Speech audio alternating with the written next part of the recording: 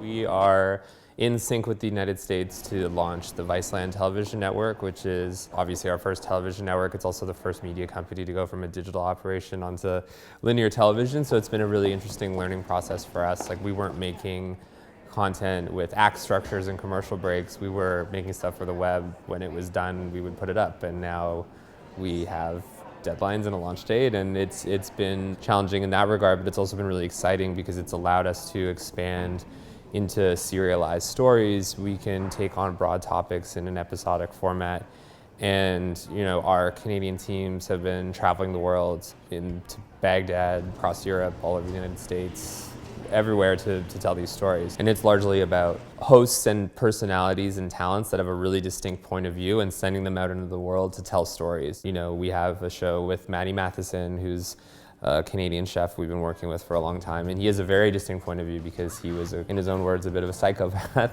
as a young chef in his 20s, and he had a heart attack at 29, and now he's got a completely different outlook on life, and we send him around the world. He just got back from Vietnam. We're going to New Orleans next week with him, and he's got this very distinct sort of flavor to his personality. And we're also doing a show with Ellen Page, who famously came out as gay, and now she's doing a show for us about LGBT culture around the world and the different political opponents that it has, and also the different celebrations that it has in countries like Japan and Brazil. I'm bringing my best friend Ian with me. This is the one. When I started at Vice Toronto, there were 4 of us, and that was in 2008, 2009. And we've just been kind of growing, steadily at the speed of, like kind of a regular startup. And then when the deal was finalized at the end of 2014, we just went onto a hiring spree, moved into this 25,000 square foot studio.